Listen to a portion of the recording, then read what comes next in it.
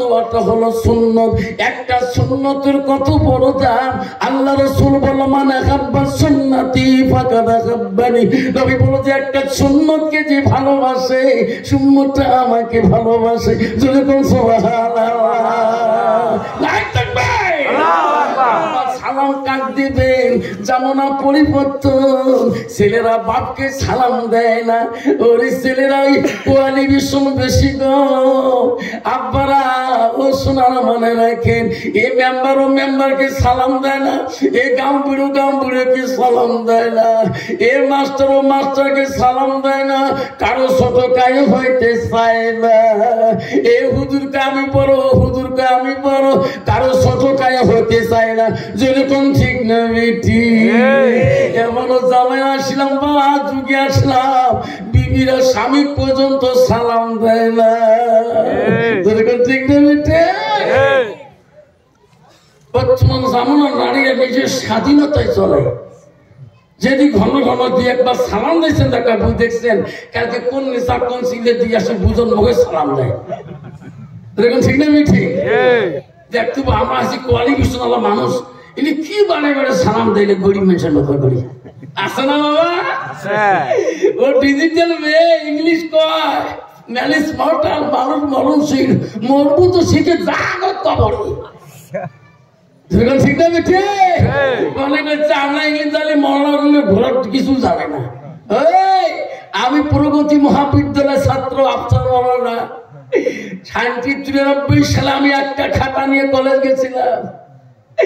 এখনো আমার কলেজের professor Mehboob sir Amjad sir allow দেখলে জনাব কেমন আছেন? কেন আমার তো নাম ধরে ডাকতে পারে না না ভাই? কেন আমাকে জনাব বলে দেখলে জনাব কোথায় থেকে আসলেন? কারণ আমার নবীর সুন্নত আমার মাথায় ছিল গো। আমার ছাত্র জীবনে নবীর সুন্নতের বড় খেলামি করি নাই। সেই জন্য আমাকে এখনো সারা দেখলে কয় জনাব কেমন আছেন? কারণ আমার তো নাম বলার অধিকার আছে, কারণ আমি তার শিষ্য, আমাকে কলেজ জীবনে পড়াইছে। আমার কেন এত সম্মান দিয়ে কথা বলে? কারণ আমার মাথায় নবীর সুন্নত দিয়ে কলেজ জীবন কাটাইছিলাম। সেই জন্য কলেজের প্রিন্সিপাল না পড়ে জনাব কেমন আছে? একটা নবীর সুন্নতের কত বড় দাম শোনা রে। এই জন্য রাসূল বলছে একটা সুন্নত কোথায় জিন্দা হবে? ওই সুন্নতটা জিন্দা হবে কোথায়? এই মাদ্রাসাতুল বাইতি। যেরকম সুবহানাল্লাহ। কলেজ জীবনে একসাথে মাদক টিফিন বসে তার বেঞ্চির তলের মধ্যে খনি ঢলে সব 45 মিনিট টাইম দেখছেন কি করে। আমরা যখন কোরআন ক্লাসে গেছিলাম উজু করে বসছিলাম, উস্তাদ কি বলে রে সাবধান, আব্বা আজকে জীবনটা কোন দিকে কাটাইলাম রে শোনা। ও বন্ধুগণ, সেই জন্য আমি আর একবার সালাম দিতে চাই এই ধারা খোয়ার জমিনে যাতে একটা নবীর সুন্নাত জিন্দা হয়। আসসালামু আলাইকুম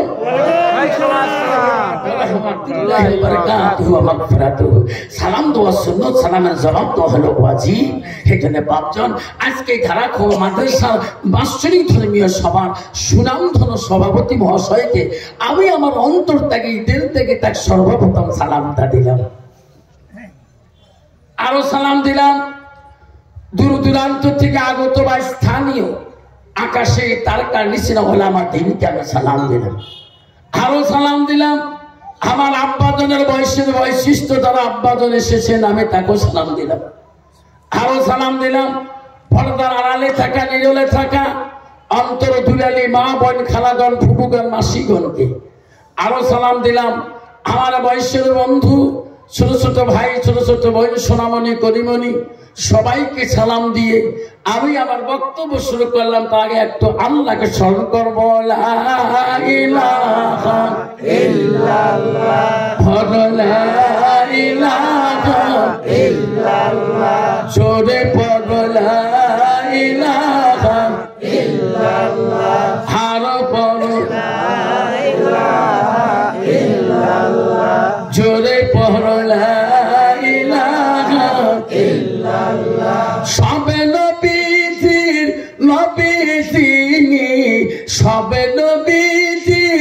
নবী তিনি হলো কাউসারওয়ালা পড়ো লা ইলাহা ইল্লাল্লাহ লা ইলাহা ইল্লাল্লাহ আকাশের মালিক যে আল্লাহ জমিনের মালিক সেই আল্লাহ পড়ো লা ইলাহা ইল্লাল্লাহ লা ইলাহা ইল্লাল্লাহ চন্দ্রের মালিক যে আল্লাহ সূর্যের মালিক সেই আল্লাহ পড়ো লা ইলাহা ইল্লাল্লাহ লা ইলাহা ইল্লাল্লাহ জান্নাতের মালিক যে আল্লাহ জাহান্নামের মালিক সেই আল্লাহ পড়ো লা ইলাহা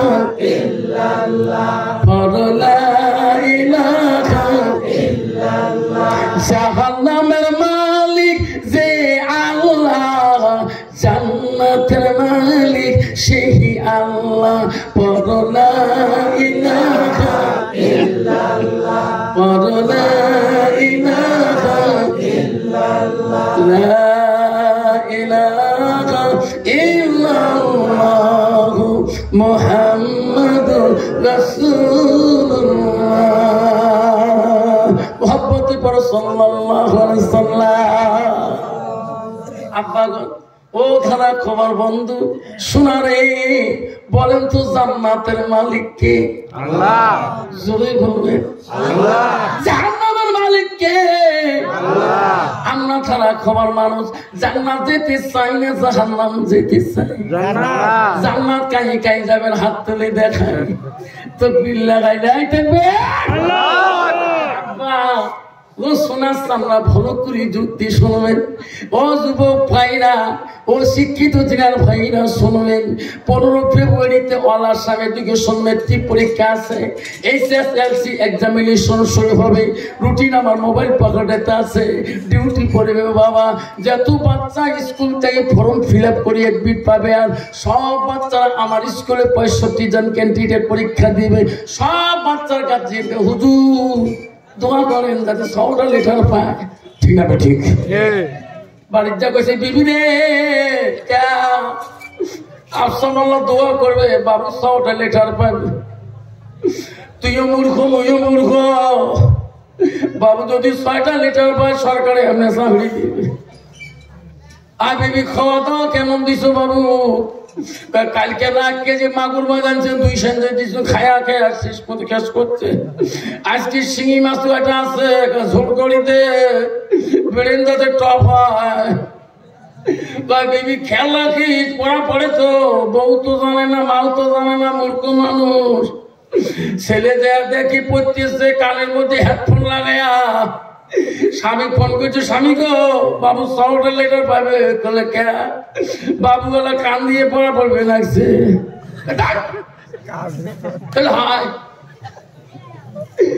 তারটা টেবিলের তলত কান দুটে লাগাইছে ফোন আর মুই যখন ঘরতাম খালি বইয়ের পাতা উল্টে মনে হয় একবারের মতো ভিতরে যায় আছে তখন ঠিক নেই ঠিক ঠিক নেই অন্ত বাবা ওই সব পাশ করার আশা আছে আশা আছে কবি বলছে ছাত্র নগধ্যমন তপসং টেবিলং ছাত্র জীবনটা টেবিলের সাথে বসিয়ে কিতাবের সাথে তপস্যা করতে হয় আর বর্তমান যুগ জামানার ছেলেরা তপস্যা করে মোবাইলের সঙ্গে যখন ঠিক না বিঠে আবার শোনাচ্ছে না হাত তুলে জান্নাত পাওয়া যায় না জান্নাত গেলে আল মসজিদুল বাইতুল্লাহ আল্লাহর ঘরের সাথে তোমার সম্পর্ক থাকতে হবে যেরকম ঠিক না বেঠে ও শোনা রে আব্বারা হাত তুলে জান্নাত পাওয়া যাবে না আল্লাহ নবীর সাহাবী আব্দুল ইবনে মাসউদ হইতে হাদিসটা বর্ণিত আছে আল্লাহ নবীকে প্রশ্ন করেছে কয়লা নবী সাল্লাল্লাহু আলাইহি ওয়াসাল্লাম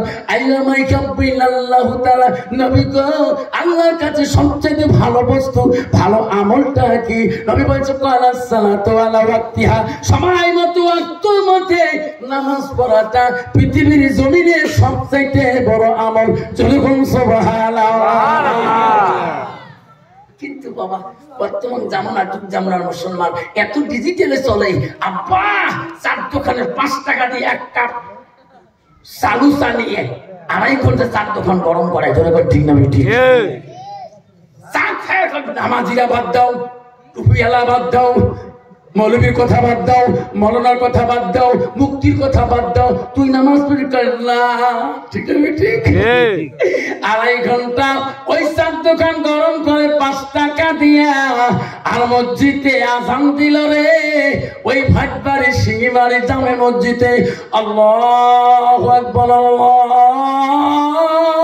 আকবার, আল্লাহু আকবার, আল্লাহু আকবার। নাই দেখবেন আল্লাহ তুমি আল্লাহর নাম তোমার অন্তরে কানলো না। তুমি মসজিদে যাওয়া 10টা মিনিট ভাগ্য হলো না রে মুসলমান। তুমি বুঝলি না তোমার বাবাকে যেদিন 4 জনে ঘাড়ে করে নিয়ে গেছে 3 কাফন পরে তুমি পিছনে কাঁদছিলা। দ্বিতীয়বার গ্রামের মানুষ তোমার বাবার মুখটা দেখতে দেয় নাই রে সোনা। তুমি নামাজ পড়ো না, যেদিন তোমার মাকে 5 কাফন পরে নিয়ে যায় তুমি না কাঁদছিলা। দ্বিতীয়বার তোমার মার মুখটা দ্বিতীয়বার দেখতে দেয় নাই। সোনা তুমি বুঝলি রে কখন তোমার মহৎ হবে, আজাল আসবে, ওইদিন তুমি চলে যাবা। ওইদিন তোর ছেলে সন্তান দ্বিতীয়বার তোর দিকে তাকাইবে না।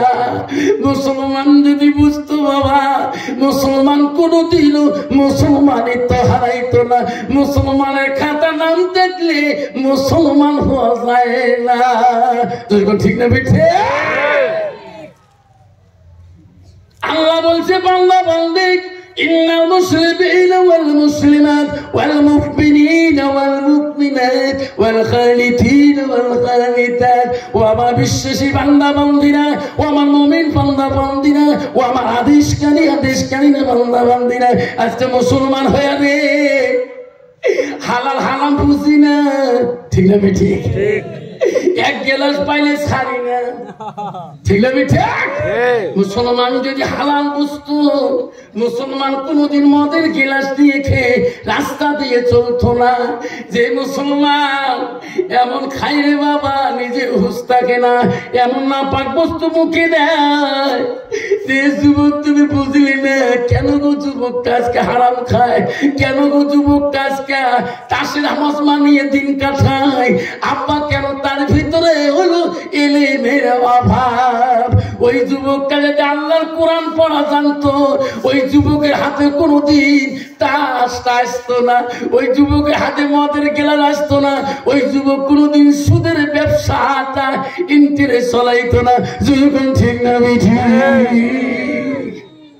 কিন্তু বাবা আজকে এলেম না থাকার ধরনে আজকে লোকটা নিজেই জাহান্নামের পথে নিজে দিয়ে চলতেছে। আর যদি উনি তার ভিতরে এলেম থাকতো আজকে ওই ছেলেটা মদের গ্লাস নিয়ে শরাব নিয়ে দৌড়তো না, ওই নিশার ট্যাবলেট খাইতো না। মুসলমান যদি মদ না খায়, মুসলমান যদি গান্দা না খায়, মুসলমান যদি তাস না খেলায়, মুসলমান যদি সুদ না খায়, মুসলমান যদি জুয়ে না খেলায়, ভারতবর্ষের জমিনে এই কয়েকটা কোম্পানি সরকারের কাছে বন্ধ হয়ে যাবে। মুসলমান তাস খেলা বন্ধ করুক, মানকাচ্চা দক্ষিণ সালমানা জমিনে সমস্ত তাসের দোকান তাস বকেয়া পড়ে যাবে। ধুবড়ী জেলার মুসলমান তাস খেলা বন্ধ করে দুক, ধুবড়ী জেলার তাসের কোম্পানি বন্ধ হয়ে যাবে।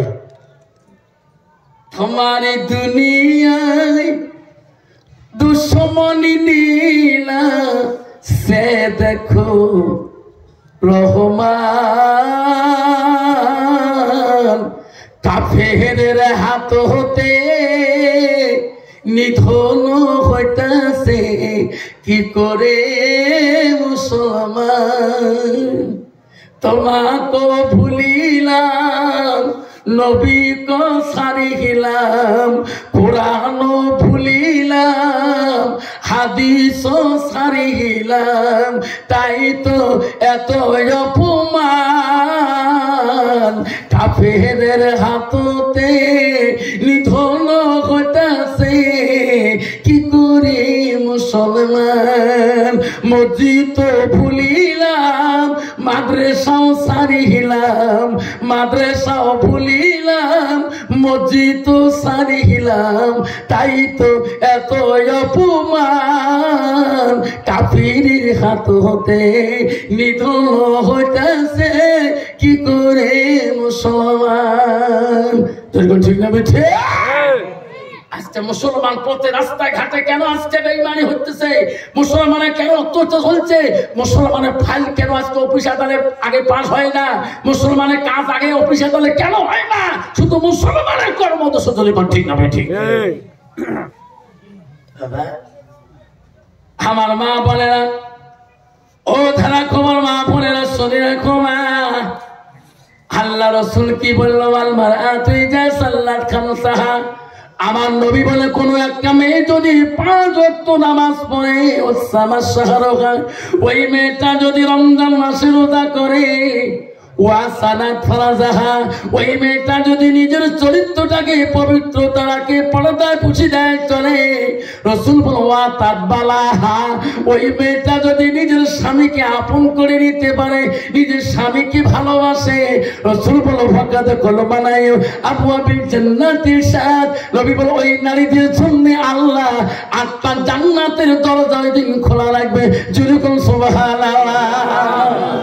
কিন্তু বাবারা, বর্তমান জামানার নারীরা নামাজও পড়ে না, পর্দাও মানে না। ঠিক না ঠিক? নিজের স্বাধীনতা নিজে চলে, স্বামীর কথা ভালো লাগে না। এক লোকই, এক ভদ্রলোক বলছে এক ডাক্তারের কাছে গিয়েছিল, ডাক্তার বাবু আপনার ভিজিট কাটছিলাম, অ্যাডভান্স কাউন্টারে টাকা দিয়েছি, চেন্নাই থেকে, বাঙ্গালোর থেকে, মালয়েশিয়া থেকে সব ডাক্তার ফেল, আমার রোগটা বলেন দিন। বেটা তোর নাম কি? বলে কি রোগ? স্যার সব ডাক্তারে ফেল, তোমার কথা সব লোকে বললো, তো রোগটা কি? বলছে স্যার স্বামী স্ত্রী কোনো রিলেশন নাই। স্যার মনে মনে কই বেমার তো মোরও আছে, স্পেশাল ব্রেনের ডাক্তার, আমার বউ হচ্ছে চোখের ডাক্তার, বউ থাকে 3 তলা, বউ থাকে 19 তলা, এই ব্যাপার তো বড় আছে। ঠিক না ঠিক? বাবা সব চিকিৎসা হবে, সব বেমারের চিকিৎসা হবে রে। যার স্বামী স্ত্রী রিলেশন ভালোবাসা নাই, এই বেমারের চিকিৎসা কিন্তু হবে না, তুমিও শান্তি পাবেন না, কোটি টাকার মালিক হলো শান্তি তোর কাছে আসবে না। নবী বলল মা বলে না, ও তার বালা, ও মা তোমার স্বামী যখন বাড়িতে যাবে, মা তোমার স্বামীকে আপন করে নিতে হবে, স্বামীর দিকে তাকাইতে হবে, স্বামীর কথা মিষ্টি ভাবতে হবে। মা বলে না, নবীজির প্রথম স্ত্রী ছিল মা, তোমার মতন একজন নারী ছিল মা। নবীজির প্রথম বিবি ছিল হযরতে খাদিজাতুল কুবরা। ও মা, নবীজির দ্বিতীয় বিবি ছিল হযরতে মা সাউদা রাদিয়াল্লাহু তাআলা। মা রে, নবীজির তৃতীয় বিবি ছিল হযরতে মা আয়েশা সিদ্দিকা আম্মা জান। নবীজির চতুর্থ বিবি ছিল হযরতে জয়নব। নবীজির পঞ্চম বিবি ছিল হযরতে হাফসা রাদিয়াল্লাহু তাআলা। নবীজির 6 নম্বর বিবি ছিল হযরতে উম্মে সালমা। নবীজির 7 নম্বর বিবি ছিল হযরতে উম্মে হাবিবা। নবীজির 8 নম্বর বিবি ছিল হযরতে মাইমুনা। নবীজির 9 নম্বর বিবি ছিল হযরতে সুফিয়া। নবীজির 10 নম্বর বিবি ছিল হযরতে রায়হানা। নবীজির 11 নম্বর বিবি ছিল হযরতে মারিয়া। নাই থাকবা নবীজির জীবনে 1 থেকে 11 জন বিবি চলে যায়, কোন বিবির দ্বারা নবীজি কষ্ট পায় নাই। যখন সুবহানাল্লাহ। তন্ত বাবা, বর্তমান জামানার মানুষ একটা বিবি আছে, তার দ্বারা কষ্ট পায় কিনা? পায় কিনা?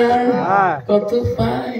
কন্ত বাবা, কত বিবি আছে স্বামীর নাকে টাকে ঠিকই ফেলায়, আছে না? কিন্তু বউ যদি আইতের মধ্যে নাকর ঠিকই ফেলা, রক্ত পিড়ে, কালকে কোন ধারা খাওয়া বাজার দেবে, নাকর ঠিকিছে, কবে বাবা নারী কয় প্রকার জানে? নারী হলো 4 প্রকার।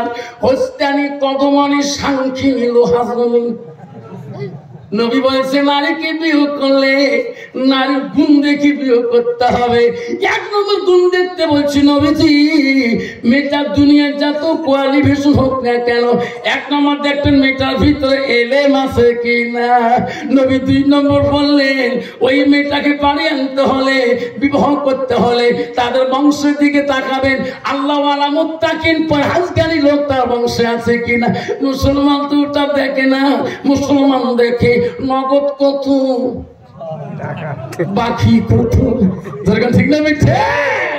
তাহলে বউ কেমন হবে? ডিজিটাল মার্কা। বউ দিনই চাইবে সাজে, লিপস্টিক ফিবিস্টিক আরো কত তিষ্টি, ওট পালি ঠোঁট পালি আরো কত পালিশ। রাস্তা দিয়ে পথ দিয়ে গেলে রাস্তা ছাড়ি দেয় না মৌলানা মৌলবি। যেরকম ঠিক না মিঠি? খারাপ লাগছে না? আব্বারে মা বলে না, আল্লাহ নবী 3 নম্বর বিবি ছিল হযরতে মা আয়েশা সিদ্দিকা আম্মাজান। মা কিতাবে আছে নবীজি বাড়িতে আসলে আয়েশা অত্যন্ত খুশি হয়ে গেছে। নবীর দিকে বারবার তাকিয়া তাকিয়া দেখতো, রাসূলুল্লাহর দিকে তাকাইতো। নবী বলছে আয়েশা রে, আমি বাড়ি আসলে তুমি আমার দিকে বারবার কেন তাকাও? মা আয়েশা বলছে গো নবী, আপনি বাড়ি আসলে আপনার দিকে তাকাইলে আমার আয়েশার কলিজাটা ঠান্ডা হয়ে যায়। আর বর্তমান যুগের নারীরা স্বামী বাড়ি আসলে স্বামীর দিকে তাকা তো দূরের কথা, স্বামীর কথাও পর্যন্ত আওয়াজ দেয় না। রাসূল বলেন যাও জুহান হারাদির, তোমার স্বামীকে যদি তোমার কথার দ্বারা রাজি খুশি করাইতে পারো, নবী বলেন ওই নারীটা হবে দেখায় না ঠিক জান্নাত, সেই নারীটা হবে সর্বপ্রথম জান্নাতি। সুবহানাল্লাহ। কিন্তু বাবা কেন মেয়েটা আজকে কেমন হচ্ছে না? স্বামীর ভালোবাসা কেন দিতে জানে না? কারণ মেয়েটার ভিতরে এলেমের অভাব। মা বোনেরা, আয়েশা কি ছিল মা জানেন? নবীজির 3 নম্বর বিবি কে ছিল বংশের খবর জানেন? আয়েশা ছিল মদিনার প্রথম রাষ্ট্রপতি, খলিফাতুল মুসলিমিন। মদিনার শাসনকর্তা প্রেসিডেন্ট ছিল হযরত আবু বকর। আবু বকর 2টা মেয়ে ছিল। প্রথম মেয়ের নাম ছিল হযরত আসমা, দ্বিতীয় মেয়ের নাম হযরত আয়েশা। আয়েশা ছিল কোরআনের হাফেজা। সুবহানাল্লাহ। আর বর্তমান যুগের নারী হলো ঝগড়ির হতো। ঠিক না মিঠে? ঝগড়া করে রে ভাব, ঝগড়া করা পর্যন্ত স্বামী কালা করতে গেলে স্বামী কালটু পুরাম বন্ধ পায়। কখন নারী আছে বুকোষ কালা মাসাল, এটা ওই কালা যে স্বামী, স্বামী কালটু ঢোল কালটু মাসাল মাথা ডাঙা সব কয়, তোমার তুই না আমার তুই কয়। মা আদিষ্ট শুনি নেন, আল্লাহ রাসূল বলছে কাল কিয়ামতের ময়দানে একদল নারী জাহান্নামে যাবে, যে নারী স্বামী নিন্দাকারী, স্বামীকে পছন্দ করে না। একেবারে নবী বলছে স্বামী নিন্দাকারী নারী জান্নাত যেতে পারবে না। কত নারী আছে স্বামী যদি কালা হয়, আল্লাহ ওই স্বামী উঠতে বসে কালটু মাসান ছাড়া কিছু খবর নয়। মা বোনেরা, আপনি জানেন কি হযরতে মা আয়েশা কি রূপ ছিল? আয়েশা ছিল একজন কোরআনের হাফেজা। নবীর বয়স ছিল কি, আয়েশার বয়স ছিল কি? ও মা, দুনিয়ার নারীরা যদি আয়েশার একটা আঙ্গুলের রূপ দেখতো, দুনিয়ার নারীরা কোনোদিন স্বামীকে কালা বলতো না। বাবুরা কেন বা তুমি কি জান্নাত জানা? জান্নাতে রানী নবী নন্দিনী মা ফাতেমা জহিরা। জান্নাতের রানী, সবাই কর, জান্নাতের রানী নবী নন্দিনী মা ফাতেমা জহিরা। শেখ সাদি রহমাতুল্লাহ বলছিলেন, তুমি কেন বোঝো না পৃথিবীর দ্বিতীয় খলিফাতুল মুসলিমিন হযরত মৌসিলা গো। প্রথম খলিফা আবু বকর, দ্বিতীয় খলিফা হযরত উমর, তৃতীয় খলিফা ছিল হযরত ওসমান গনি, চতুর্থ খলিফা ছিল হযরত আলী। এই চারজন খলিফার ভিতরে সবচাইতে রাগী রাগান্বিত তেজি মেজাজি খলিফা ছিল হযরত উমর। সকালবেলা একজন লোক উমরের দেখা করতে যায়। হযরত দ্বিতীয় খলিফা মদিনার মুসলিমিন মদিনার থেকে আসছিলেন, একটু ব্যস্ত ছিলেন। এই লোক যা বলছে মদিনার মুমিন, মদিনার খলিফা রাষ্ট্রপতি বাড়িতে আছে। খলিফার সাথীরা বলছো মুসলিমিন, ও খলিফা একটা লোক আসতেছে, বারবার তোমার দেখা করতে চায়। খলিফা বলছে অপেক্ষা করতে বলো, আমি মদিনার থেকে কিছুক্ষণ পূর্বে আসলাম, আমি দেখা করি ছাড়ো। খলিফা মুসলিমের আসলাম বাইরে বেরিয়ে। খলিফা বলো যুবক কোথায় বাড়ি তোমার? ওই যে খলিফা এক এক করে আমি 3 দিন পর্যন্ত তোমার দেখা পাই না, আমি ফিরি ফিরি যাই, আমার কোন কাজ হয় না গো খলিফা মুসলিমিন। আজকে আমি ডাইরেক্ট দেখা পাইলাম, আমি তোমার কাছে আসলাম, একটা বড় বিপদে পড়েছি। আমি মানুষের মুখে শুনছিলাম খলিফা আপনি বলে গরিবের দরদি, আপনি বলে অসহায় বলে সহায় দেন, আমি সেই জন্য শুনি তোমার দরবারে আসলাম। খলিফা বলো রে বেটা তোমার দরকারটা কি বলুন, আমি বলিব কি হয়েছে তোমার? বলছে ও খলিফা তোমার একজন সাহাবীর মধ্যে আমি একজন গোলাম হয়ে আছি। ও গো খলিফা আমি ছিলাম বিদিন লিহান্দা যুদ্ধের মধ্যে, আমি মুসলমানের কাছে বন্দী হয়ে গেছিলাম। আমাকে একজন সাহাবী মুবারক রাদিয়াল্লাহু তাআলা, আমি বর্তমান গোলাম, আমি মুবারকের কাছ থেকে আমি মুক্ত চাই, আমি ওনার কাছে আর থাকতে পারি না। আমাকে এত বস্তু চাল আমার এত দিরহাম দিতে হয়, আমি তার খুব টাকা দিরহাম আর দিতে পারি না। ওনার কাছ থেকে আমাকে মুক্তি করে দিলে খলিফা আমি বড় খুশি হতাম। প্রতিদিন 2 দিরহাম করে টাকা দিতে হয়, এখনো আমার ঋণ বলে শোধ হয় না। বলছে বেটা তোমার নাম কি? বলছে আমার নাম আবু লুলু। বেটা তোমার ইনকাম ফ্যাসিলিটি কি? তুমি কেমন করে এত টাকা ডেইলি 200 দিরহাম করে দাও? বলছে খলিফা আমার জীবনে 3টা কর্ম আমি শিখছিলাম। 1 নম্বর কর্ম হলো আমি একজন লোহা বানাই, কর্মকার। কর্মকার বুঝলেন? আমি কর্মকার, আমি লোহা গলে বস্তু বানাই। 2 নম্বর কি আমি সুতা বানাইতে পারি। সুতা বানাবো পোখা দিয়ে কত সুতা আমার ওখানে বাইদরা বানায়। 3 নম্বর কর্ম কি রে বেটা? বলছো খলিফা আমি আর্টম্যান, আমি একজন ছবি আঁকক, আমি ছবি আঁকতে পারি, মানুষের চেহারা দেখলে গঠন বাঁকতে পারি।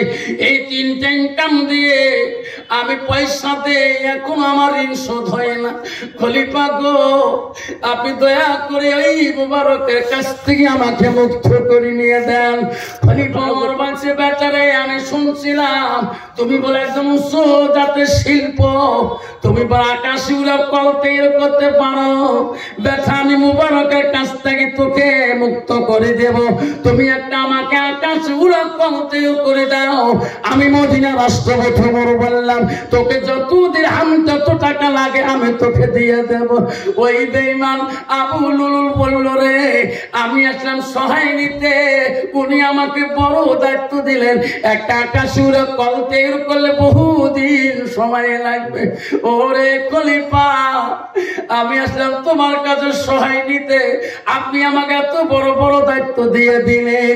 ওই আবু লুলুল মনে মনে বলল খলিফা আমি আর তোমার কাছে চাই না সাহায্য সহায়, আমি চলে গেলাম। মনে মনে রাগ হয়ে গেল, বলুন বেঈমান কয় খলিফারে ছাড়বো না। মদিনার মানুষের মুখে শুনছিলাম তুমি বলে বড় অসহায় মানুষকে সহায় করো। আজকে আমি 3 দিন ফিরে আজকে তোর কাছে আসলাম, আজকে তুমি আমাকে এত বড় বোঝা দিলা, নাহলে তুমি মুক্ত করে দিবা না। ঠিক আছে খলিফা, এর প্রতিশোধ আমি ছাড়ব না।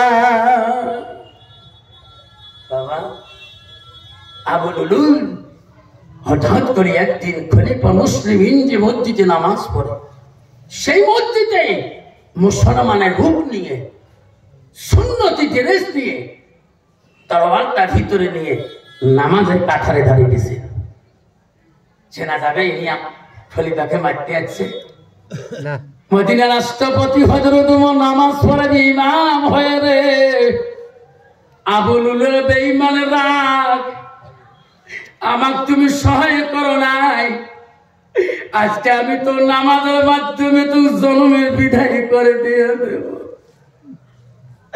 মুক্তাদিরা সবাই দাঁড়ে গেল। মদিনার রাষ্ট্রপতি হযরত ওমর নামাজের ইমামের জায়গায় দাঁড়ে গেলে আবু লুলুল ভাবল রে এখন মারা যাবে না। যখন উনি নিয়ত বাঁধবে, সবাই যখন নিয়ত বাঁধবে আল্লাহু আকবার বলবে, তখন কিন্তু নামাজে নিয়ত ভাঙবে না। মদিনার রাষ্ট্রপতি হযরত ওমর ইমামের জায়গা আল্লাহু আকবার কে যখন নিয়ত বাঁধলেন, সূরা ফাতিহা শুরু করে দিলেন। বেঈমান আবু লুলু, ওই কাফের বেঈমান ছুরিটা বাড়ি করিয়া মদিনার রাষ্ট্রপতি ওমরকে নামাজের অবস্থায় নামে নিজের জায়গায় তিল তিল 6 বার ছুরি মারি দিলেন। মদিনার রাষ্ট্রপতি ঢুলি পড়ল না। প্রথম রেখাত নামাজটা আদায় করে নিল, দ্বিতীয় রেখাতে মদিনার রাষ্ট্রপতি নামাজে থাকতে আর পারে না। দ্বিতীয় রেখাত নামাজকে পড়াবে আউফ বিন আব্দুর রহমান নামে একজন সাহাবী তার পিছনে ছিল। আব্দুল্লাহ নষ্ট করা যাবে না, তুমি দ্বিতীয় রেখার নামাজটা পড়ে দাও।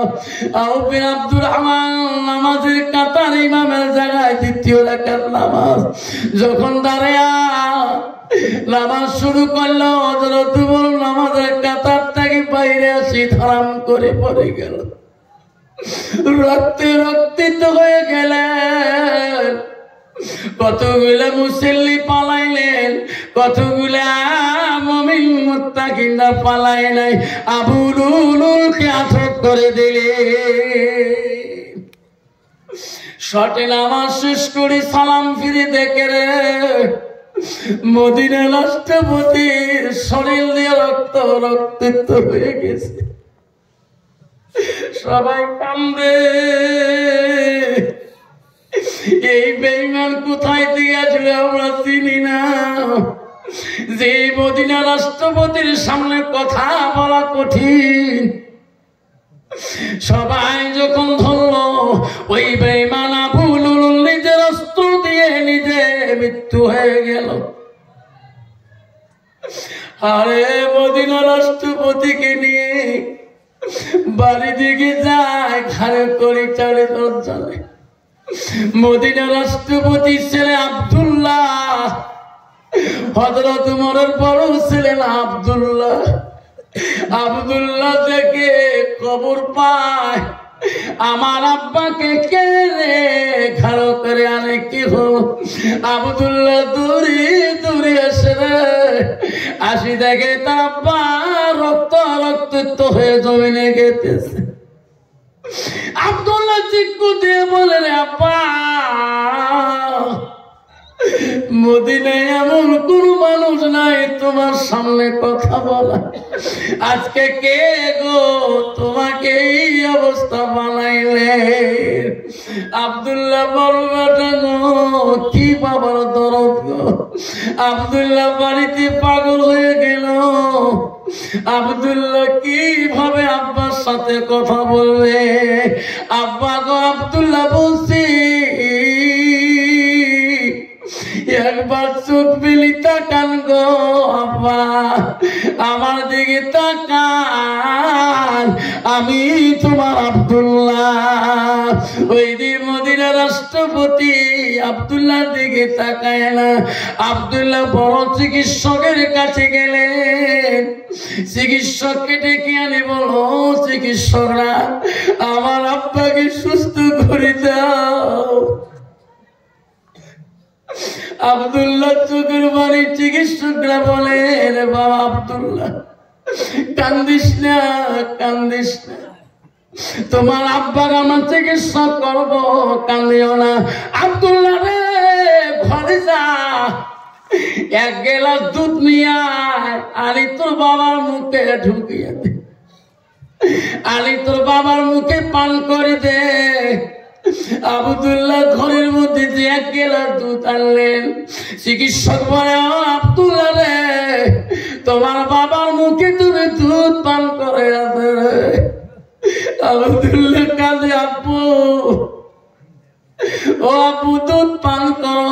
আব্দুল্লাহ মুখের মধ্যে দুধ দিয়ে দেয়, যে মুখ দিয়ে দুধ খায়, জি দিয়ে অস্ত্র ঢুকে গেছে রে, ছুরি ঢুকে গেছে, সেই ক্ষত বিক্ষত জায়গা গুলা দিয়ে দুধের নহর বেরিয়ে যায়। চিকিৎসক বলে আব্দুল্লাহ আমরা পারবো না তোর বাবার চিকিৎসা। আব্দুল্লাহ পাগল হয়ে যায়। ও শোনা, আল্লাহ নবীর কাছে আব্দুল্লাহ ইবনে মাসউদ প্রশ্ন করেছিল, قال النبي صلى الله عليه وسلم ايما يحب الله تعالى নবী গো নামাজের পর আরো কোন আমল আছে? কুলতু সুম্মায়ু, নবী কাছে কালা বিদ্যুল ওয়ালিদাইনা, মা বাবার সঙ্গে সৎ ব্যবহার করাটা আল্লাহর কাছে সব চাইতে বড় আমল। বর্তমান যুগ যেমন 90% যুবক আছে, বাবা যদি বিছনায় পড়ে কান্দে, ছেলে কোনদিন বাবার কাছে এক পিলালা দুধ তো দূরের কথা, ছেলের মুখটাও দেখতে বাবা বিছনায় পায় না। ঠিক না ঠিক? শোনা, আল্লাহ নবী বললেন পৃথিবীতে নামাজের পরে বিদ্রুল ওয়ালিদাইনা, মা বাবার সঙ্গে সৎ ব্যবহার করাটা আল্লাহর কাছে বড় আমল। যুবক 90% যুবক আছে বাবা বিবির পাল্লায় পড়ি, বিবির কথা শুনি শুনি বাবার মুখে ছেলেটা এক গেলাস দুধ আনি দিতে পারে না, একটা মিষ্টি আনি বাবার মুখে খোয়াইতে পারে না। আছে না বাবা? আছে। খবরদার, আব্বারে জান্নাত তো দূরের কথা, শোনা তুই মাওলানা হ, মৌলবি হাফিজ হ, ম্যাজিস্ট্রেট হ, তুমি জজ হ, ডাক্তার, ইঞ্জিনিয়ার হ, তোর বাবা তোমার কথায় তোর মা ও শব্দটা একবার করে জীবনে জান্নাত তো দূরের কথা, জান্নাতের হাওয়া পর্যন্ত পাবে না। শোনার চানরা মনে রাখেন, আব্দুল্লাহ তার বাবার জন্য এত পাগল গতি হয়ে গেল। আব্দুল্লাহ শুনছিলেন মদিনার মধ্যে এমন একজন বিখ্যাত চিকিৎসক আছে যার কাছ থেকে কোনো রোগী ফিরে যায় না। আব্দুল্লাহ বাবার সুখে, বাবার ভালোবাসায় মদিনার দিকে দৌড় মারল। ওই চিকিৎসকের কাছে যায়, আব্দুল্লাহ চোখের পানি দেখি বলে, বাবা কান্দিস কে, তুমি নাকি রাষ্ট্রপতির ছেলে? কালে ও চিকিৎসক বাবু তাড়াতাড়ি চলেন, আমার আব্বা অসুস্থ, চিকিৎসা করবে। শোনা রে, হাসপাতালে যদি বাবা মালিয়ে যান, কতগুলো ডাক্তার আছে, ছেলেদের কান্নন দেখি ডাক্তার বলে বাবা কান্দিস না, আমি তোর বাবার চেষ্টা করবো আরামের দিকে আনার। এমনও কত রুগী হাসপাতাল আছে, ছেলে মেয়ে থাকিও রুগী সিটে বসে কান্দে, ছেলে মেয়ে কোনদিন রুগী কেয়ার নেয় না। আছে না? আপনারা আব্দুল্লাহ ডাক্তার চিকিৎসকের ওনার ভালোবাসা দেখি বললো, বাবা চল তোর আব্বার চিকিৎসা আমি করতে যাবো, চলো। আব্দুল্লাহ চিকিৎসককে মদিনা থেকে নিয়ে আসলেন। আব্দুল্লাহ কান্দন দেখি, বাবা আব্দুল্লাহ রে, খালি কান্দিস কে, খালি কান্দিস কে? আব্দুল্লাহ, তোর বাবার চিকিৎসা শুরু করব, তুমি ঘরে থাকি এক গিলাস আঙ্গুরের রস বানিয়ে আনো। কি বেটা দরদি! আব্দুল্লাহ দৌড়ি যা এক গিলাস আঙ্গুরের রস চিপি চিপি বানায় কান্দে। আঙ্গুরের রস আনি, চিকিৎসককে বলে আঙ্গুরের রস। ও আব্দুল্লাহ, তুমি নিজ হাত দিয়ে তোমার আব্বাকে খুঁয়ে দাও। সুবহানাল্লাহ। আব্দুল্লাহ রে, কি বাবার মায়া রে, নিজ হাত দিয়া মদিনা রাষ্ট্রপতির ছেলে আব্দুল্লাহ মুখের মধ্যে বাবাকে দিয়ে দেয়। আব্দুল্লাহ আঙ্গুরের রস মুখ দিয়ে দিল। চিকিৎসক বলল, আব্দুল্লাহ রে, আমি আর চিকিৎসা করতে পারলাম না, আমার দ্বারা তোর বাবার চিকিৎসা হবে না। জিদি মুখ দিয়ে আঙ্গুরের রস খালো, জিদি ছুরি অস্ত্র ঢুকে দিয়েছিলেন, সেই জায়গা গুলি দিয়ে আঙ্গুরের রস বাইরেতেছে। আব্দুল্লাহ, আমি পাইলাম না তোমার বাবার চিকিৎসার জন্য।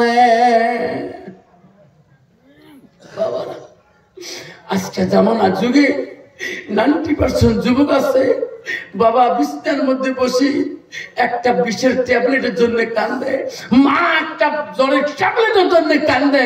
এমন লাখপতি ছেলে আছে, বাবার বুকে একটা বিষের ট্যাবলেট আমি দিতে পারি না। ধরে কোন ঠিক না বেঠে জান্নাত এমন করি বাবা কেন পায় না? আব্বারা মনে রাখুন, আব্বারা মনে রাখেন, পৃথিবীর জমিনে এত বড় ওলি ছিলেন যার নামাজ হয় নাম্বার আব্দুল কাদের গৌসুল আজম। আল্লাহ, আব্দুল কাদের জিলানী রহমাতুল্লাহ এত আল্লাহ ওলি ছিলেন, তার বাবার নাম ছিল আবু ইসহাক জঙ্গি রহমাতুল্লাহ।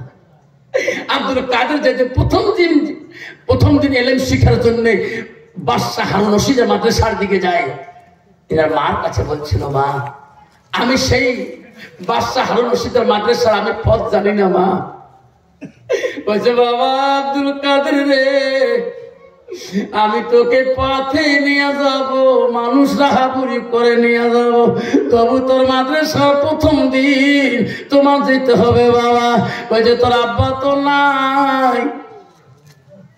মা আমি খালি হাতে কেমন করে যাব? মা বাদশাহ হারুন রশিদের মাদ্রাসায় এডমিশন পয়সা মারলে মা এডমিশন করে নেবে না। মা বলছি, বাবা রে, তোমার বাবার বিয়ের যৌতুক হিসেবে একটা সোনার মোহর আছে, আমি সোনার মোহরটা দিয়ে দিই, এটা বাদশাহ দরবারে জমা দিয়ে মাদ্রাসায় যাওয়া পড়বা। বলছে, বাবা শোনো, তুই ছোট মানুষ, তুমি তো সোনা হারে ফেলাবি, তোর পাঞ্জাবির মধ্যে দিয়ে চতুর্দিকে সিলাই করে দেব, যখন এডমিশনের পয়সা পাবে হাম পাবে তখন দেখে দিবা। রাহাবর পায় না মা, বাড়ির সামন দিয়ে কতগুলা কাফিলা যায়, দেখে রে মদিনার পথ দিয়ে হাজিরা হজ করতে যাবে রে। আব্দুল কাদের জিলানীর মা ওই কাফিলার দলে একসাথে করে দিলেন, ও কাফিলার দলরা, আমার ছেলে আমি আব্দুল কাদেরকে ওই বাদশাহ হারুন রশিদের মাদ্রাসায় পৌঁছে দিয়ে যান। তাই দেন আমরা নিয়ে যাব। আব্দুল কাদের যাবার কালে মা বলছে, বেটা 1 নম্বর মিথ্যা কথা বলবি না, মিথ্যা কথা বলবি না, মুরব্বীকে সম্মান দিয়ে কথা বলবি, ওস্তাদকে ঘৃণা করবি না। সুবহানাল্লাহ। কাফেলা তো সঙ্গে গেতেছে, ওই মদিনা হাজিরা যায়, ডাকাতে দলরা লুকি ছিল জঙ্গলের মধ্যে, হাজিরাকে লুটতরাজ করতে হবে, বহু টাকা পাওয়া যাবে। সব হাজিরাকে লুটতরাজ করলো, লাস্টে আব্দুল কাদের জিলানী একাই ছেলেটার হলো সব হাজিরা পালে গেল কতগুলা মাল দিয়ে, কিন্তু ছেলেটা পালায় না। ডাকাতে সর্দার বলে, বেঠা তোর ভয় নাই, তুই পালাস না কেন? কি আছে কাছে? কইছে আমার মা না এখানে কি দিছে? মাঝে কইছি মিথ্যা বলবা না। ডাকাতের লিডাররা বলে, চেলারা বলে, ও মহারাজ আমার গুরু কর্তা ছেলেটা তো কম পাওয়ার না, ইনি বলে মিথ্যা বলা। মা বলে কি দিছে? আরে ডাকাতের সর্দার দেখে, দেখো তো কি আছে। কাপড়ে চতুর্থ টানি সিঁড়ি দেখে একটা সোনার মোহর।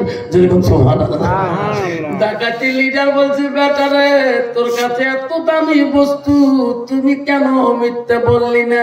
কইছে না না না, আমার মা বলে গেছে মিথ্যা বলা যাবে না। কইছে বেটারে তুমি এত বড়। কইছে না আমি আল্লাহকে ভয় করি, মিথ্যা বলি না।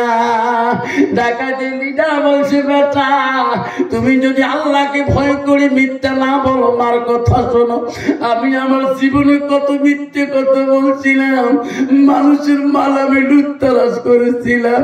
বেটারে তোর কাছে আমি সংশোধন হয়ে গেলাম, চল চল আমি ওই মাদ্রাসায় তোমার পৌঁছে দেব। আব্দুল কাদের জিলানীর জীবনে ডাকাতে দলরা রাহাবরি করি ওই মাদ্রাসার দিকে নিয়ে যায়। আব্দুল কাদের জিলানী ডাকাতের লিডার বলে, বেটারে আজকে তুমি আমার জীবনটা ধন্য করে দিলি। আমি মানুষের কাছে মিথ্যা বলি বলি যা কর্ম করি কাজী বেটা, আর আমি কোনোদিন করব না রে বেটা। তুমি আমার জীবনটা ধন্য করে দিলি রে বেটা, আর আমি জীবনে ডাকাতি করব না। আব্দুল কাদের মাদ্রাসায় গেলেন। ওস্তাদজি আজকে আপনি পড়বেন আমি পড়ব। কি কইছেন? ওস্তাদজি আপনি পড়বেন আমি পড়ব। আপনি পড়বেন আমি শুনব, না আমি পড়ব আপনি শুনবেন? সুবহানাল্লাহ। উস্তাদ করে ব্যাপার কই কি রে, সারা জীবন পড়াইলাম, পুরে হয়ে গেলাম, আমি কোন ছাত্র রে? বাড়ি করে তো আমার বাড়ি হলো জিলান শহরে। বাবার নাম কি? আবু সালে জঙ্গি মুসা। বেটা তুমি আজকে আমাকে পড়তে বলো কেন? তুমি পড়ো আমি শুনতে চাই। আব্দুল কাদের জিলানী, আল্লাহ আব্দুল কাদের জিলানী জীবনের প্রথম দিন উস্তাদের কাছে বলল, আল্লাহ আলিফ লাম মিম, আল্লাহ আলিফ লাম মিম বললে তখন বলে, বেটা পড়ো। আব্দুল কাদের পড়া শুরু করে দিলেন। মুখস্থ পড়তে পড়তে 12 থেকে 11 পারা পর্যন্ত গেলেন। বেটা তুমি দম নাও, রেস্ট নাও। আবার রেস্ট নিয়ে পড়া শুরু করলেন। পড়তে পড়ে 18 পারা পর্যন্ত গেলেন। আব্দুল কাদের জিলানী আর পড়ে না। বেটা তুমি পড়া বন্ধ করলি কেন? উস্তাদজি গো, আমার মা 18 পারা কোরআনের হাফেজ ছিল। আমার মা যখন কোরআন পড়তো আমি বসে বসে শুনতাম। আমার মা ওই কোরআনটা আমি মুখস্থ করেছিলাম। উস্তাদি আর পড়তে পারবো না, বাকি পারা সিবরা তোমার কাছে পড়বো। যেরকম সুবহানাল্লাহ। ও মা বলে না, আম্মারা তোমার নিজের হাসনাত যদি নিজে পরিবর্তন করো, তুমি যদি পর্দা বসে যায় থাকো বা তোমার পেট থেকে মা এখনো কোরআনে হাফেজ আসবে, মা এখনো মুক্তি মাওলা আসবে, মা কিন্তু তোমার পবিত্রতা হইতে হবে, তোমার হাসনাত হইতে হবে। মা তুমি নিয়ত করো তোমার পেট থেকে এখন আল্লাহর ওলি আসবে। মা তুমি নিয়ত করো তোমার পেট থেকে এখনো মুক্তি মাওলা আসবে। আব্বারা শোনার চাঁদারা 90% যুবক আছে এখনো মা বাবার দিকে ভালো দিকে দেখায় না। আল্লাহ কুরআন বলছে, বান্দারে আমার ইবাদতের পরে ওয়াবিল ওয়ালিদাইনি ইহসানান, তুমি তোমার মা বাবার সঙ্গে সৎ ইহসান করো, সৎ ব্যবহার করো। কিন্তু 90% যুবক তোমার জায়গা নাই বাবা। 90% যুবক আছে এখনো মার সাথে কথা বলতে জানে না। ছাত্র আসে বা মার বড় শিক্ষিত, ছেলে বা মার থেকে বড় হেল শিক্ষিত, মার রুমে যায়, মা যে ছেলের কাছে কথা বলতে একটু লজ্জা মনে করে, কারণ শিক্ষিত ছেলের কাছে সবসময় হায়ার অঙ্কের শিক্ষিত মানুষ কথা বলে। তা মা একটা মূর্খ মানুষের মতো হায়ার শিক্ষিত না, তো বারে বারে মার রুমে যায়। মা ওনার রুমে যায়, ফিরে এসে আর একবার অফিসার বলছে, মা ও মা আমাকে কি বলতে চাও তুমি, বলো না কি বলতে চাও মা, তুই ফিরে যা। বলছে বাবা আমি যখনই যাই তখনই দেখি তোর বন্ধু নিয়ে গল্প করো, বাবা তুমি রাগ করো নাকি, এই জন্য আমি ফিরে আসি। বাবা আমি একটু কথা বলতে চাই, তুই মনে কিছু নিবি না তো? বলছে না মা, মা কেন মনে নেবো মা, আমি জন্ম হয়ে মা আমার বাবার চেহারাটা দেখি নেই মা, তুমি আমার জীবনে কত জীবন ধন্য দিয়েছো মা, আমাকে এত বড় শিক্ষিত বানাইছো মা, তুমি যা বলবি মা আমি তাই পছন্দ করবো। বলছে বাবা এই বয়সে তোকে রান্না করি খোয়া আমার সহ্য হয় না, বাবা এই বয়সে আমি তোকে আর রান্না করি দেওয়াটা আমার ভালো হয় না, আমি একটা সুন্দর মেয়ে দেখিয়েছি বাবা, মেয়েটাকে যদি বিবাহ প্রস্তাব দেও আমি অত্যন্ত খুশি হয়ে যাবো। যেরকম ছেলে বলছে মা গো ও শোনা মা, ও মা ছোট থেকে তুমি মানুষ করছো মা, কেন তোর কথা মানবো না, বল মা কোনটা মেয়ে তোর পছন্দ হয়েছে মা, আজকে তুমি বিয়ে চুক্তি করো। মা আমি কালকে বিয়ে করে আনবো মা। মা যখন পারমিশন পালে সুন্দর বউরে ছেলে বিয়ে করে নিয়ে আসলেন। বিবি কানি বললে বিবি রে আমার মা না নামাজি, আমার মা কোরআন পড়নেওয়ালা, আমার মা পর্দানিশী, আমার মা তাহাজ্জুদ পড়ে, আমার মা সব সময় কোরআন তেলাওয়াত করে। বিবি রে আমার মার ভালোবাসায় আমি তোকে আনলাম, আমি যখন অফিসে যাব আমার মাকে তুমি উদুর পানি জোগালি দিবা। এই বিবি আমার মার সাথে তুমি নামাজ পড়বা, আমার মাকে যদি তুমি খুশি রাখতে পারো এই বিবি আমি বড় খুশি হব। যেরকম সুবহানাল্লাহ। অফিসার মা ভক্ত ছেলে গো, ছেলে অফিসে যখন চলে গেছে মা ওই সময় তাসবিহ পড়ে নামাজ পড়ে, ওই সময় আযান জোহরের আযান ফুঁকাইছে, আল্লাহু আকবার আল্লাহু আকবার। এমন সময় শাশুড়ি কইছে বৌমা উযু বানান মা, নামাজটা পড়ি মা। দেখে বৌমা টিভি রুমে ব্যস্ত সিরিয়ালে, বৌমা আজান দিচ্ছে বন্ধ করো। হাই বুড়ি এটা তোর বাপের বাড়ির টিভি না, এটা মোর বাপ দিছে। দেখছে শ্বশুরকে চাল্লাই বউ তো আমি দেখি আনছি, যেরকম ঠিক না ঠিক। বৌমা আজান দিচ্ছে নামাজ আপনি পড়িল, বুড়ে মানুষ ইমান পাপ করিছে না এসামিস করব, আপনি পড়িল। লাস্টে বউ শ্বশুর ভাবছে আল্লাহ এই বউ তো বেঠা দেখি আনি নাই, আমার পছন্দ, ঠিক না ঠিক? আবার শহরে চলে গেছে, আসরের টাকা সেরেছে, আবার মহাত্মা আদান দিচ্ছে আল্লাহু আকবার আল্লাহু আকবার। শ্বশুর কাছে বৌমা জোহরের নামাজ থেকে তোমার টিভি দেখিয়েছেন, আসলে আদান দিচ্ছে টিভিতে বন্ধ করেন না কেন? বেশি বেশি বক বক করেন না, আমার সিরিয়াল এখনো শেষ হয়নি। যখন তর্ক শুরু হয়ে গেছে রে বেঈমান বউ বলছে রে বুড়ি আজকে সারা দিনে সিরিয়াল দেখতে ভালো দিলি না, তোর বেটার সাথে তোরা তুমি এমন বানিয়ে দেব রে বুড়ি জীবনে তোর বেটা তোর দিকে তাকাইবে না। সন্ধ্যা হয়ে গেল, বেঈমান বিবি টিভির কেবল ছিঁড়ে দিয়া ঘরের লাইট অফ করে বাইরে লাইট অফ করি ঘরে দন্তা দিয়ে ঘুমিয়ে পড়লো। বুড়িকে রান্না করি খাওয়াবে না, বুড়ি এখন নামাজ পড়ি ঘুমাবে। অফিসের অফিস করি, বাজার মার্কেট করি, মাছ মাংস নিয়ে আসি। নতুন বিবির কাছে ডাকছে, বিবি রে দরজা খুলি দাও, দেখো কত মাছ কত মাংস আনছি, রান্না করো রে বিবি, আমার মাটা খাবে আমি খাবো তুমি খাবা। বিবি দরজা খোলো না, আমি মাংস আনছি, মা খাবে আমি খাবো তুমি খাবা। বিবি দরজা খোলে না, আমার বলে বিবি রে কত রঙের সবজি আনছি, রান্না করো আমি খাবো, আমার মা খাবে তুমি খাবা। বিবি দরজা খোলে না, কি হলো আবার চেক করে দিয়েছে, লাশ করে ঝাঁপ দিয়ে বিবি দরজা খুলে দিয়ে বাইরে লাইট অন করে দিয়ে ভদ্র ঘরের লাইট অন করে দিয়ে বেঈমান বিবি টেবিল থেকে একটা কাগজ খাতা কলম নিয়ে আসলো। স্বামী তাড়াতাড়ি লেখো। কি লিখবো? কি লিখবো? দরজা কেন খুলি দেয় নাই? তারপরে বলবো আগে তালাক নামাটা লিখি দাও। সে তালাক দেয়, 3 তালাকে বান করে দাও।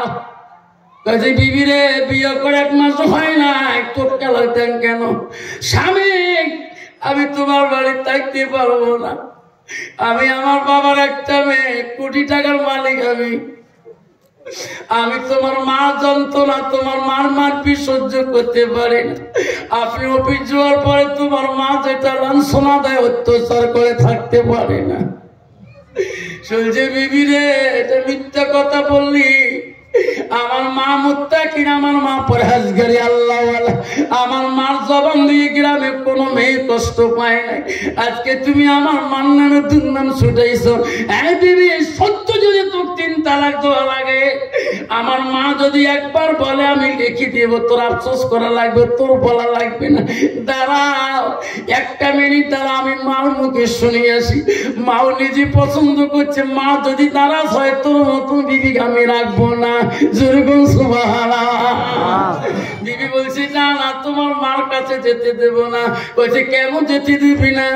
লাস্টের মধ্যে স্বামীর কাছে সঙ্গে চাবিরে কাড়ে নিয়ে, বাবার দোয়া গালার সোনা, হাতে সোনা, কানের সোনা নিয়ে, টোপলা বন্দি নিয়ে বিবি বললো স্বামী গেলাম চলি, জন্মের মতো তোমার মার কাছে যাও, এই বাড়িটা জিন্দেগি আসবো না।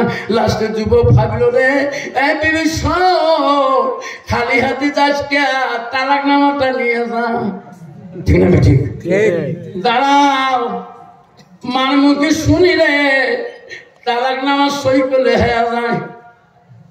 বিবি দাঁড়ে রইলো, অফিসার মাকে ডাকলে, মা ও মা দরজা খুলো, দরজা খুলো মা, দরজা খুলো। মা আউয়াল ওয়াক্তে ঈশার নামাজ পড়ে ঘুমাইছে, মা তাহাজ্জুদ গুজারি, মার একটু ঘুমের ভাবটা বেশি ধরেছে। মা দরজা খুলো মা। মা দ্বিতীয় ডাক শুনে নাই, তৃতীয় ডাকে মার কলিজা কাঁপে উঠছে। আমার মালিক কেন ডাকায়, কান্দে কেন? দরজা খুলিয়া বাবা কি হয়েছে বাবা, কান্দিস কে? মালিক বাবা তুই না বড় অফিসার, তুমি না বড় চাকরি পেয়েছো, বাবা তো না সুন্দর বউ আনি দিলাম তোর সুখের জীবনের জন্য, বাবা তোর চোখের পানি কেন? বাবারে তোর আব্বা মরার পরে তোর চোখের পানি ফেলাইতে দেই নাই, আজকে তোর সুখের জীবনে চোখের পানি কেন? বাবা বন্যা বেটা বহাল বৌমা তো কোনো অপমান করলো নাকি, কোনো বিজ্জুতি করলো নাকি? ওই যে না মা না, তোর বউ আমাকে বিজ্জুতি করে নাই, অপমান করে নাই। তাহলে বাবা কান্দিস কে? মা সত্যি করে বল মা, তোর বউ তারে আছে মা, দেখ মা আমার কাছে 3 তালাকে বান লেখি চাই মা, আমি দেব, তোমার জবান দিয়ে বলো মা লেখি দেব নাকি? মা চমক দিয়ে বলছে বাবা তওবা করি না, তালাকের কথা বিবির কাছে বলা যাবে না। আগের মানুষ তালাকের কথা মানুষ বলে তওবা পড়তো, আর বর্তমান যুগের নারী স্বামীর কাছে দিনে 24 বার তালাক চায়। ঠিক না ঠিক? বাবা তুই তালাক নামা কেন দাও? ও মা আমি অফিস যাওয়ার পরে তোর বউকে পিঠাই করো, তুমি বা লাঠি দিয়ে আমার অত্যাচার করো। মা তোর বউ থাকতে পারে না মা, তোর যদি অপছন্দ হয় মা আমি এখন 3 তালাকের সই করে দিয়ে দেই। মা বলছে না না সোনারে, এত সুন্দর বউকে কাজ করিস না। মা তাহলে তুমি মারো কেন, অত্যাচার করো কেন? না মানি, আমি তোর বউকে নামাজের দাওয়াত দেই বাবা। বাবা আজানের সময় আমি নামাজ পড়তে বলি, আমি তো বউকে হাত দেই নাই। না মা মিথ্যে কথা বলো, এত সুন্দর কথা বলে বউ তালাক নামা চাইতে পারে না। সত্যি কথা বললে মা, মা কলিজা ফাটি বলে রে, ওই দিন ছেলের কাছে আর ভালো লাগে না। মা এত সুন্দর কথা বউ কোনদিন তালাক নামা চাইতে পারে না, মা গোপন করে রাখিস না কথা। মা চোখের পানি ফেলে কান্দি বলে মানিক আজকে আমার কথা কেন বিশ্বাস করিস না বাবা? কইছে মা এই বউ চলে গেলে মা বাবার হাতে আমার চাকরির অ্যাপয়েন্টমেন্ট লেটার হয় মা, কালকে আমাকে চাকরি থেকে সাসপেন্ড করে দিবে মা, আমার চাকরিও চলে যাবে মা, বিবিও চলে যাবে, সত্যি করে বল মা, নালে মা আমি তালাকনামা দিয়ে দেই। লাস্টে মা কানে বলে মানিক রে আজকে কেন বা তুমি আমার কথা বিশ্বাস করো না রে মানি। মা যখন কান্দে অফিসার বলে মা সত্যি কথা বলবে না রে, আজকে মানুষজনের সংসার নষ্ট হবে, চাকরি চলে যাবে, সুন্দরী বউ চলে যাবে। মা বুড়ে মানুষ রে হাঁটতে পারে না, হাঁটতে কষ্ট হয়, লাঠি ঢোকা দিয়ে মা রান্না ঘরে যায়, লাঠি ঢোকা দিয়ে উজু কেনা উজু করি নামাজ পড়ে, সেই লাঠিটা মা শীতে তুই ঘুমিয়ে যায়। বেঈমান অফিসার দেখলো মা জবাব দেয় না, হায় রে শয়তান বেঈমান অফিসারের মাথায় ঢুকিয়ে গেল। মা যখন জবাব দেয় না তো সুন্দরী বউ চলিয়া যাবে, ওই লাঠি তুলিয়া মা শীতানে কোলের লাঠিটা তুলিয়ে অফিসার মার শরীরের মধ্যে এমন দুইটা ডাক মারলেন, মা বিষ্ণের মধ্যে পড়ে মা ঠিক করে দিয়ে কান্দে, মানে কেন বা তুই আমার মারলি রে শোনা, আর মারিস না বাবা, সহ্য করতে পারি না, এত মারতে রে বিছনার মধ্যে মা করে পারে রে, তবু ডাক বন্ধ করে না, ডাক দিয়ে ঘর থেকে বেরিয়ে যায়। বিবি বলে স্বামী গো আপনার ন্যায় বিচার, চলো গো স্বামী আর জীবনে বাড়ি যাবো না, সুখের সংসারে এই সংসারে বানাবো। দুইজনে ঘরে দিয়ে গুদুর গাদা করে বিবি বড় মুচকি হাসে, মারে বাকি রাত তাহাজ্জুদে নামাজে কান্দি মায়ে মশলা ভিজাইলেন, আল্লাহ এমন কুসন্তান দিলে আমার পেটে রে আল্লাহ, আজকে আমার শরীরটাকে জখম করিয়ে দিল আল্লাহ রে স্বামী, এমন কুসন্তান জমিনে রাখিয়া গেলি রে স্বামী, তুমি জীবনে আমার ফুলের টোকা দেও নাই, আজকে বেটা আমাকে লাঠি দিয়ে পিটাই করলো রে স্বামী।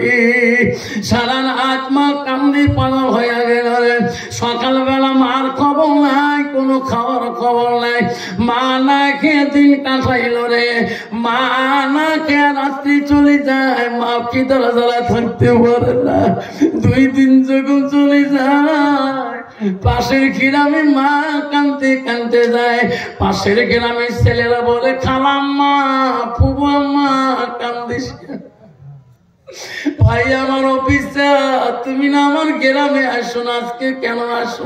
খালা আম্মা তো চোখের পানি কেন ভরে, খালা এত ধৈর্য রে, একটা ভাগিনে যদি বলে তোর ভাই গত রাতে লাঠি দিয়ে মারছিল, গ্রামের একটা ছিল তার বেটার চামড়া লাগবে না, যখন ঠিক ঠিক মা বাবের আমি বলবো আমার বেটাকে পিটাই করবে, আমি বলবো না, আমি বলবো না।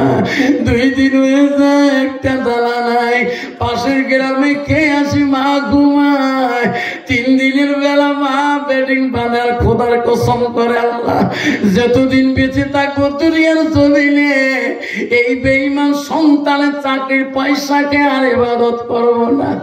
মা বেডিং বাঁধিয়ে টুকলা বাঁধিয়ে বাড়ি থেকে বিরায় স্বামীর কবরের পাশে যা উজু করে কান্দি বলে, স্বামী গো প্রতিদিন তোমার কবরের পাশে দেখি আমি কাঁদছিলাম, এই বাড়িটা জীবনে আসবো না, তোমার কবরে আর কে নজর রাখবে গো স্বামী। বাড়ির থেকে বেরি মা চলে যায় রে, 1 মাস 2 মাস হয়ে গেল, অভিশাপ হঠাৎ করে একদিন রাত্রিকালে বাড়ি আসতেছে, হায় রে আবদুল্লাহ কান্দনে, মদিনার জমিন কান্দে রে, সাহাবীরা কান্দে, হযরত উমর জ্ঞান ফিরে দেখে আবদুল্লাহ কান্দে কান্দে পাগল হয়ে গেছে। আয় আবদুল্লাহ, বেটি হাফসা, আমি চলে যাব তোমার আব্বা কান্দি লাভ হবে না, এখন আজাইল এসে গেল বাবা। হাফসা, তুমি আমার একটা মেয়ে, হযরত তোমার একটা মেয়ে হাফসা, সেটা হলো নবীজির কাছে 5 নম্বর বিবি। হাফসা বেটি রে, আই রে মা, এই জগতে আমি মরা থাকতে পারি না। আব্দুল্লাহ কান্দে রে বেটা, কান্দে বেটি কান্দে। মদিনা রাষ্ট্রপতি বুঝা, কান্দিও না, আমি চলে যাবো রে বেটা। আব্দুল্লাহ